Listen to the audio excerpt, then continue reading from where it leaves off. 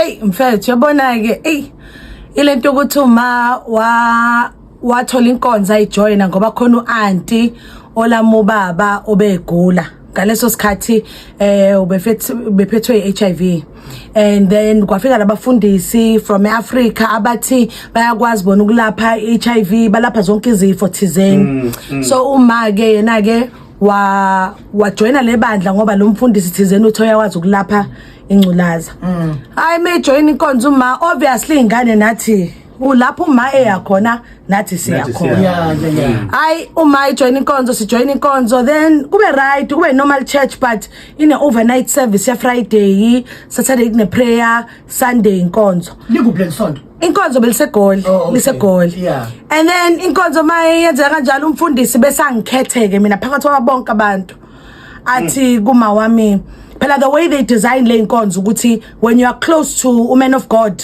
is status like you are very close to uNkulunkulu uqobo lwakhe ngoba phela isho they already groom us ukuthi uzucabanga ukuthi hayi umfundisi uyiprophet and it means ukuthi uyezwa uzwa nemicabango yakho uma ucabanga ungekho phambi kwakhe so ufuna ugade nje lento oyicabangayo whatever urepent the same time so umfundisi wangikhomba wathi sihle sibisi wena you are born of the world but you are not of the world so umfundo uzohlala emission house sicabanga ngasuka ekhaya ngayohlaliswa emission house uneminyaka emingaki la bengifunda umatric I just ngiya ku matric at that time so ngihlala emission house ngahlala emission house for some time emission house mawufika nakhona icriteria ukuthi uhlala emission house number 1 you must undergo HIV test wonke umuntu so ngaleso sikhathi sazi ukuthi thina hayibo sitestelwa because umfundisi ayithi bathu lapha ingculaza if una ingculaza ayizokulapha umfundisi kanti no masoyibheka manje umfundisi ubesefa ukuthi ubani angalala naye ubani ongengamthinte because laba abaclean abangena ngculaza yibo laba beyadlala nabo wena mugula nje amfethu ufile imovite ufile umthandazo ufile ukufasta you understand wait so ufast ukuthi uthandazo lokho ukuthandaza njalo kuphela ingculazi iphume phela emzimbeni ufile imovite ufile ukufasta ufile yonke lento yakho you understand then from there umfundisi kaqale ke lento yakhe ukuthi guys usikhathi ngihlala emission house mangiye university evits ngihamba ngifaka indwa ngamalaphu phela umfundisi udabuka eZambia so usilethela amalaphu abiza Chitenge so bakuthiwa sifaka amabhlukwe so ufaka ilapho ngaye esikoleni awucabanga mfethu university awucabanga mfethu ngimuhle kangaka Nkosi yami Nkosi uJesu ngifaka ilapho university ngoba phela bathi ufune umzimba wethu singawubonisi uye university but mangifika university hayi fine ufunda ubuye then it started lapho umfundisi sekasibonisa ama video walo prophet wathi TB Joshua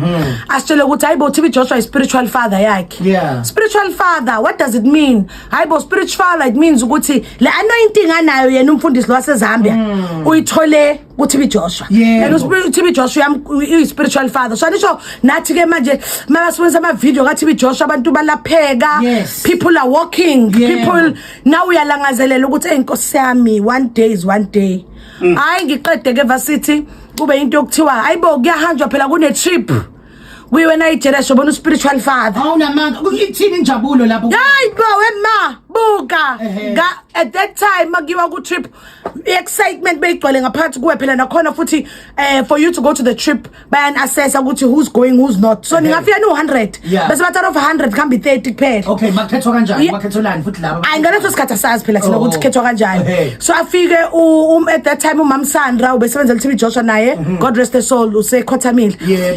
basebenze basinterviewe hayibo night trips e Nigeria Sambe Nigeria ngithatha leave ke mina emsebenzini I think at that time I was 21 thatha leave emsebenzini I think 2021 somewhere there 2021 thatha leave because I just started ukusebenza thatha leave and at Nigeria uhlala 7 days angithi 7 days so ngithatha leave emsebenzini hayibo sihamba Nigeria at that time ngiyakhumbula bengidriver iFiat Palio ngithanda ukuyithengela imoto yami Fiat Palio so nginishiye nobaba wami ngithi ngicela ayigade bengine flat ngihlala Auckland Park yabona nje kube into ukuthi hayi ngiyahamba ngiyabuya angibuzanga elangeni mangifike Nigeria kanti dala kuplaniwe ngami incwadi ngami sivaliwe pheto kitu ukuthi usihle sibisi ngeke abuye ngoba yini Yeah, madod. ngoba yini Hayibo. usezohlala lana aseva uNkulunkulu lana aseva abantu basesontweni kwenzakalani Anisho phela mase sifika lapha mawufika ulangazela ukubona uTB Joshua. Yes. So for ngamabomu 7 days bazogcina lapha.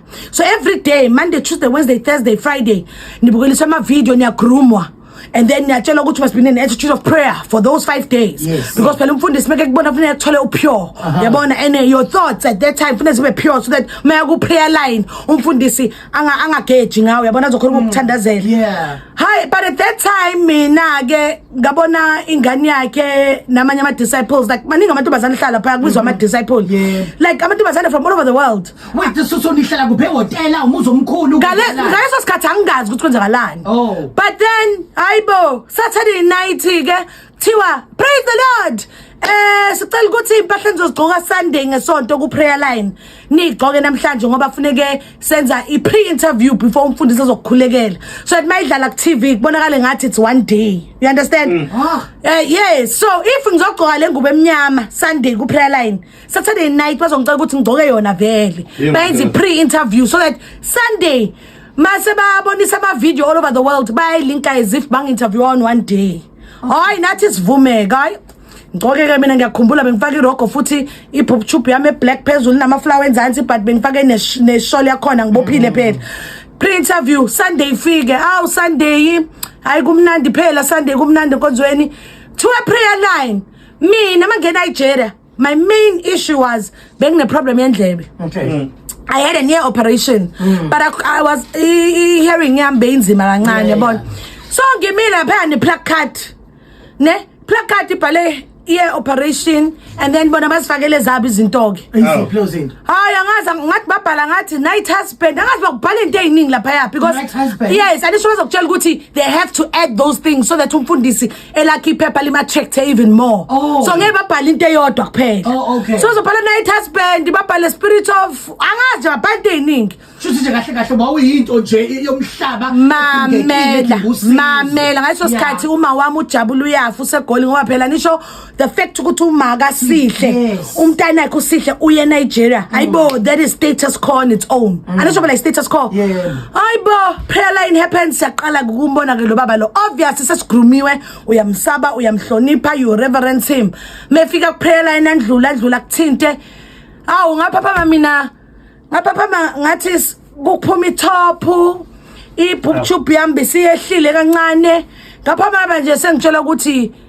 did you hear congratulations hayibo congratulations kuzakaleni like I didn't know what happened hayibo when you are staying uyasala you are staying kwenzeka lento emva ukuthinta nje wasuvele wafana ku prayer line in front of everybody like ngavele ukaba ushaya blackout bese uyavuka bese kube emnyama nje ushaya blackout bese uyavuka like kodwa mawuvuka abantu bakushayela izandla ukuthi hayibo when you are the chosen one you're God's chosen one you will be the first black South African ezohlala esontweni. Cheers. Ngaleso sikhathi ama emotions awucabanga kahle and at that time you're thinking ukuthi hayi perfect great shot shoot nje vele khawufile imurena ngiseduze no Jesu phela manje hayi manje ke kube yisho ukuthi manje uma vele hayi ujabulile she's happy bamtshelile goal u right ubaba ngizomtshela kanjani Nkosi yami we hayi kuthiwe no baba kuzofonelwa bamfonela ubaba kuthiwa hayibo ingane yakhe ayisabuyi iyahlala la eNigeria she's chosen hayibo hayi ngempela ke ubaba wami umbona ukuthi asangana le akayizwa nje kahle athi hayibo ngeke yami ingane ngifuna ukuza nje lapho mina eNigeria i-team engize nayo bahamba bangishiya kanjalo bahamba bonke ngasala mina ne it's only later I discovered ukuthi it was all planned vele bese dali ithombe zami zathunyelwe eNigeria bese kuplan nje ukuthi lo uyasala later sengiphakathi deep lapho so deep phakathi ngakhona and remember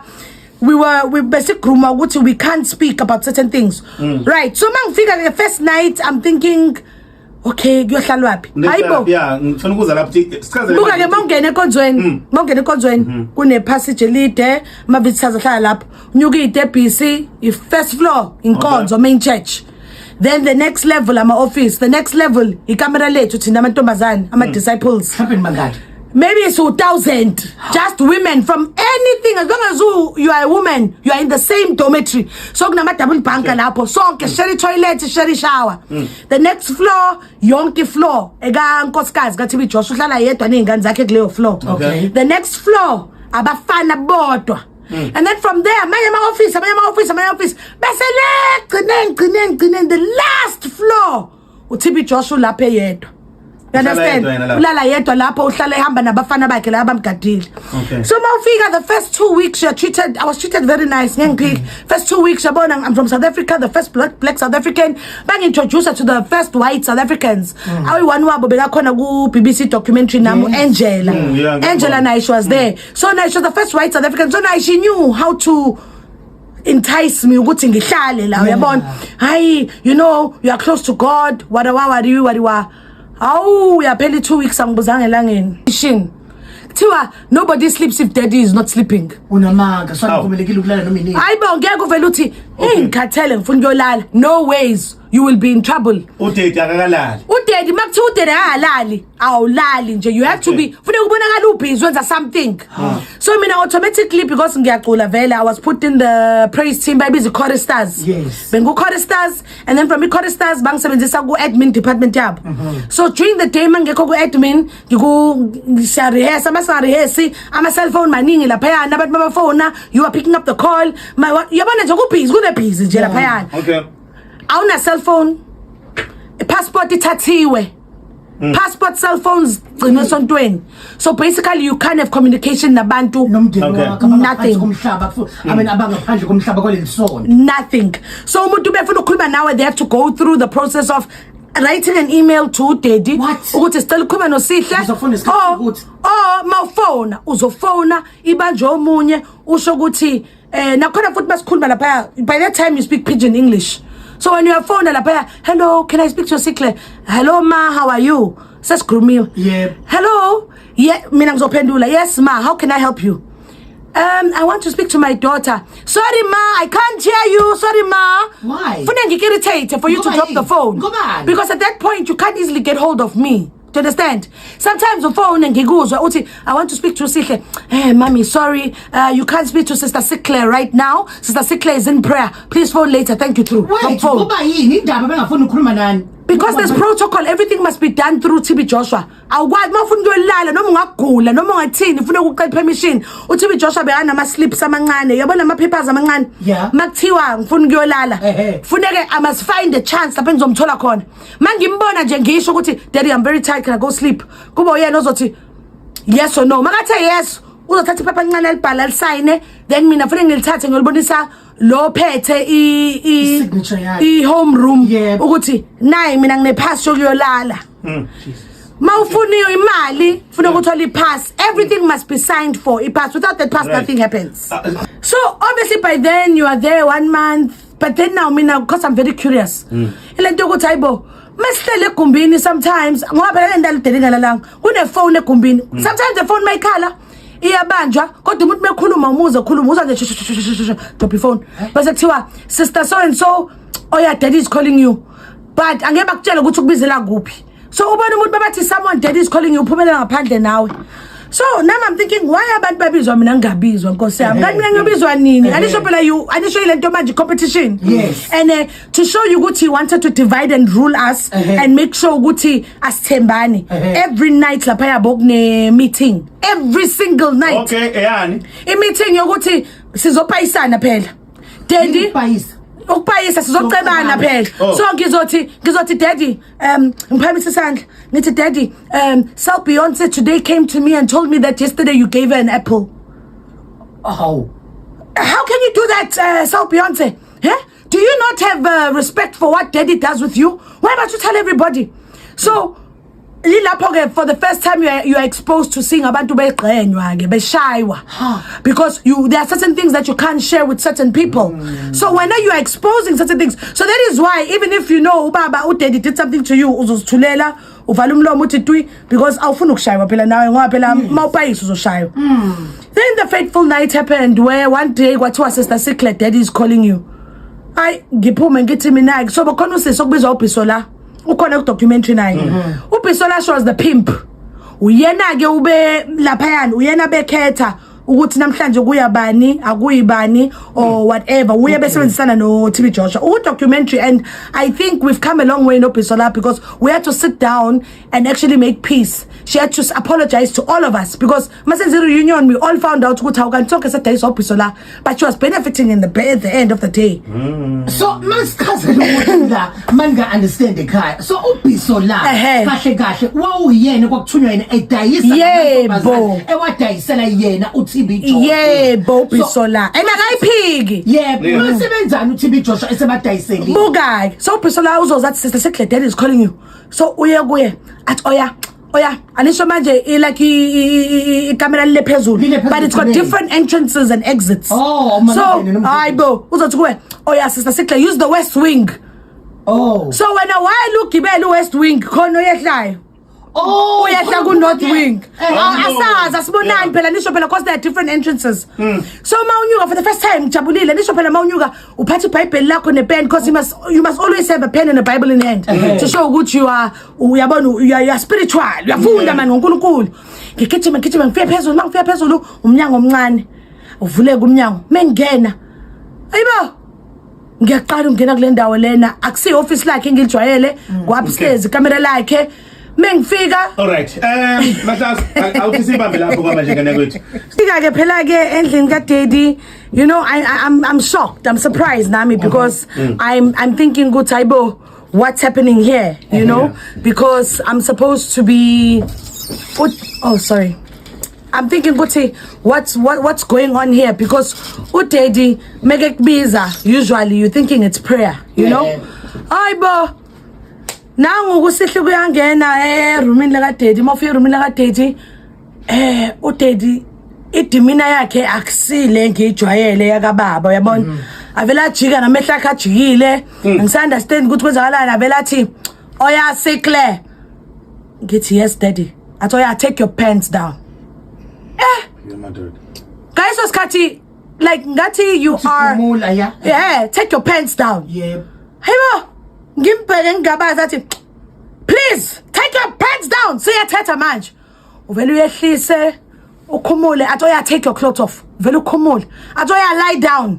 Ulaya kuphi njalo? Lie down ngilala phansi phela. Awukumbhede lapho kulela office. Mamela, it was a carpet. Lale phansi mengilala phansi ke lapho avele angikhwele mengikhwela kanjalo into engayizwa nje ukuthi nje khona nje bongazi ukuthi silwane noma umuntu kodwa khona into ephefumulayo la kuwena uyezwa nje ukuthi something ephefumulayo but ubhlungu obuzwayo, you don't understand ukuthi what is going on. I think kuleyo situation usunami nje usuphelelwe like imizwa ama emotions, and at the same time uyazibona ukuthi hayibo ngiyazizwa ukuthi ngila kodwa Nkosi yami akusiyimina lona ngiyaphupha iphupho elikhulu leli iphupho leli, this is not happening. Uma seqedile kanjalo ke na uDaddy ke mayeqedile nawe uvela phakame asukume athathi unevaslap emhlophe, thatha ivaslap yakhe emhlophe athi oya open, avela athathi ivaslap akusule yena ngaphakathi ayithathi ivaslap ayibophele angaze ayibeke kusinye isikhama athi oya put on your clothes go out. So kanjalo nje uqedile ngawo. akho mhlambi nokuthi akukabuleke mbijana so mawuphuma mawehla uhlangana naye lo uBisola lokise lapha ya. So mawehla wena ke uBisola manje mehlangana nawo buka mesohlangana naye uBisola masoyehlile downstairs akusukuthi unendaba ngokuthi unjani, how are you, no ugadile manje ukuthi ukhuluma nobani, like sekagade your moves ukuthi how are you behaving, are you behaving normal.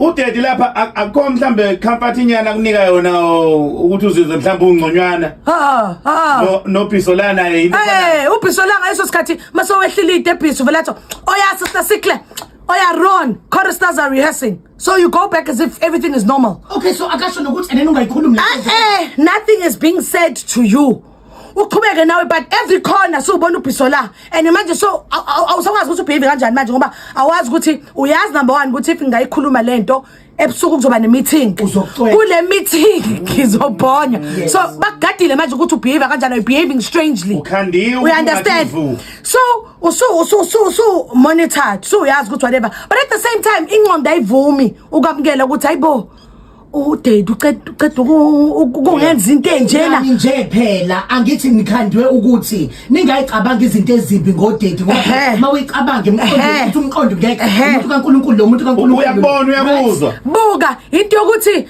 awusakwazi manje ukuthi you can't tell ukuthi ngempela lenzekile noma ngiyayiphupha lento but moye bathroom moyithinta ngaphansi uyanuka uyezwa manje ukuthi no khona into yenzekile la kumina.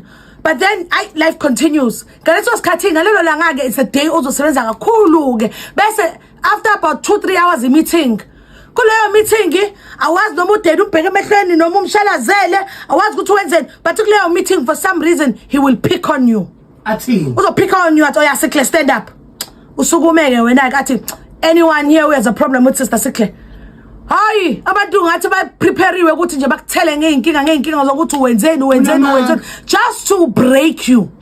And that's why they are doing all of this to break you mentally, emotionally, spiritually ukuthi nje ubone ukuthi ubone ukuthi la ekhaya whatever happens, one awutshela umuntu, number 2 udade maseshuba akalithathela igama ngathi khathi you're hoping ukuthi uzokholwa wena because hey Bob dade uqeda ukunyukubeza le ngaphezulu lutho nix akakubona ukuthi uzivaseliphiga ibhodo ukwenza lokho wakwenza lokho kuwena kangaka wakwenza kanye waqeda ngawe awu noma waphinde futhi kwaqhubeka no kwaba into eqhubekayo ukuthi nje uyazi nje makuthiwa Sister Sikhle daddy is calling you mabathi Sister Sikhle daddy is calling you and then mabathi 5-story yeah uyazi ke 5-story building uyazi ukuthi hayi sokuzoyenzeka it's going to happen. I mean even it happened nase crusade saku crusade na Singapore it happened nakhona futhi lapho. I mean udade bikalala in a different hotel from us but then you will get a call in your room ukuba ngasikhathi mina ke so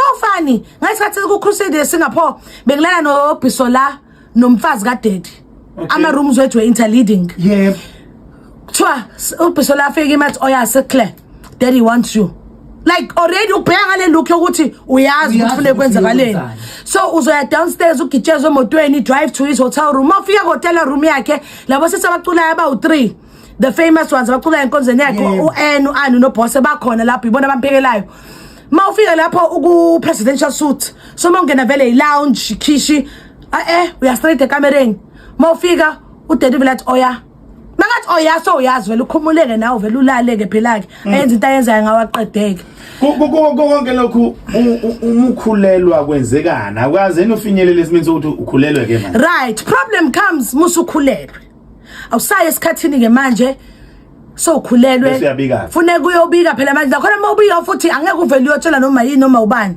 uzoya like mina for example ngaya ku Bisola ngathi Sister Bisola see you. Hey, this my period is not coming again. I to Sister Bisola for how long? It hasn't been coming this whole month. I not get it again. So most people was to Sister speech as a lappy pidgin English. I stayed in Nigeria, guys. Yes. Then that's when I discovered to go to a clinic underground Sontoin. True pops. Guy. Underground. You wanna lap any contenders and you need Jesus is Lord. Nikule auditorium. Underground lapo gune clinic. Full-fledged clinic. Full-fledged clinic. Kuno nurse, kuno dokotela. Full-fledged. Wang tatu Bisola ngaya lapha enzansi but oya P. But tatu pregnancy stick. But yeah. Mighty positive. Oya no problem. Oya sleep on the bed now. So oya laliswa embedeni. Full-fledged clinic.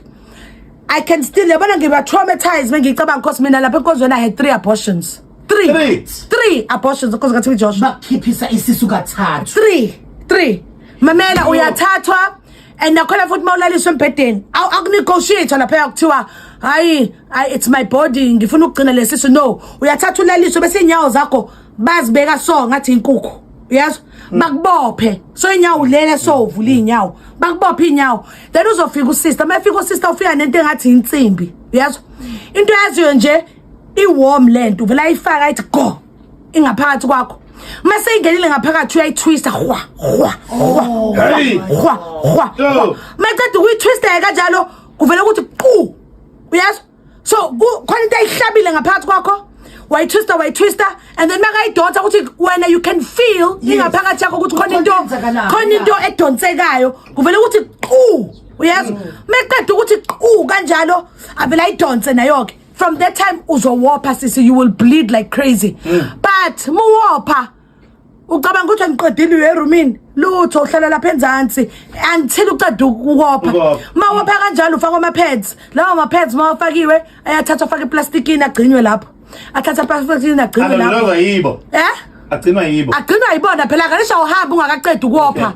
So uhlala lapho. And then mase uqedile ukuwopha ke wena ke ilapho ke level 2 lapho so introducewa khona ke intweni zakhona ke manje. Ngoba phela igazi lami angithi yimbe ngopha nisho. Uthola ukuthi ngidlale lapho 7 days. Ne? Oh, uhlale clinic 7 days. Yeah, awuphuma uwopha. That's why I get him in. For me, I'll forever thank uBabhlongwane with your celebration, because if I didn't meet him in Nigeria, I think uNkulunkulu wakhanda ukuthi ngihlangane naye ngibe igroup for him to say to me ufunani la. What are you doing here? That's when I had a light bulb moment. And then for the first time now I started thinking ngizohamba kanjani la? How do I live? But then I knew ukuthi each time Mfundisi had a crusade. The first trip from Nigeria would fly to South Africa. Bobo Nomuza, South Africa. And then we'd spend a day or two. Then we connect to the next country that we're going to. But at that time, when you flown down to South Africa, your passport is in your hand. So that night, I remember we flew to South Africa, Safika South Africa, Salale Psu, nguphethe passport wami, nguphethe nje passport wami. One day, it's either now or never. Khona ubhuti obenza ingadi lapha endlini yakhe. Passport yami ngiyithathile, I remember ngiyifake la ku bodies la eceleni. Ngavele ngame egedini, ubhuti enza ingadi ngaphuma straight ngathi la it's either now or never. Ubhuti ngibuza, "Oh yeah sister Sikhle, where you going?" Ngathi, "I'm coming." Sister Sikhle ngathi, "Come mamela, akusunga ngagijima yeso, ngamisa imoto, first car I stopped ngangena phakathi, ngathi kumina drive." Manje umlungu lo uthukile, what happened? Ngathi, "Please just drive. Ngishiye phone, ngishiye everything, impahla zami kwasani. The only thing I had on me was my passport. I can't go home. Ngoba uma wami phela ke she's part of the church. She's a head pastor. Umthemba kakhulu. Emanzwani namanje noma. Till today uma wami wangifakela protection order 4 years ago. Wafakela mina nezingane zami protection order ukuthi until I go back ngixolise ngithi hayi amanga it didn't happen. Akangidingi mina nezingane zami. Ukhuluma kabi udeti manje. Hayibo angimkhulumi kabi ngikhuluma about the pain nokuyukubeza that I went through. All I wanted mina and everything I've ever seeked for was I'm sorry for taking you to the church. Yes. This bag is my daughter's bag. So my daughter, she nge 8 zaka January, documentary yaga TB Joshua aired in the country. And I carry this bag because I believe my daughter is with me in spirit. Unfortunately for me, nge 11 zaka January, 3 days after a documentary, my daughter passed on. She was 10 years old. Oh, no. Can I tell you, people abazibiza ngokuthi abazalwane angibafuni phambi kwami, because abantu abazibiza abazalwane, they were very cruel. But yeah, ingane kaSihle ishonile bajabula. Yeah, touch not my anointed. Unayekile uSihle washonela ingane. Yeah, ubesukela uTB Joshua. Manje uNkulunkulu uyamphanisha ingane ishonile. It's your fault ingane ishonile Sihle. Let me tell you, that is why I demanded ukuthi I want an autopsy done. Ngifuna ukwazi what happened to my daughter. Lo and behold, our doctor member check medically kwathiwa my daughter suffered a ruptured brain aneurysm. Hey, what is a ruptured brain aneurysm? But give me she had a hemorrhage. Hemorrhage, doctor. Then they explained ukuthi 1 in 5 people are walking around with an unruptured aneurysm. And Lena, it could be genetically, and there are no signs and symptoms. Meaning ukuthi she had a bleeding of a vein in the head which burst. It's a ruptured brain aneurysm. So for me now, once I got a medical diagnosis about doctor, I told myself that I don't care. That is why bloggers who have opened case against abazalwane, they have opened cases against, who are saying inganyami bulawe because of TB Joshua, blah blah blah, because that's defamation of character. That's cyberbullying. It's not true. My daughter had a ruptured brain aneurysm. All right, Mahlazi siyabonga sesiphetha njengane wethu umbuzo nginawo usakholwa inkosi uJesu. Hello guys, and welcome back to Reality Rewind. Please like and subscribe. I'll absolutely appreciate it. Guys, I came across these videos on TikTok as I was scrolling, and I decided to save them and come share them with you, because I know there are people who are on YouTube but not on TikTok, you know. I just want to hear your thoughts on this matter. What I can say is that it's so strange. There are people who still go to that church even after these documentaries that have come out about this man. There are people who are still firm believers of this man. Guys. Anyways, please do let me know what you think on the comment section. I'll see you guys on my next one. Bye.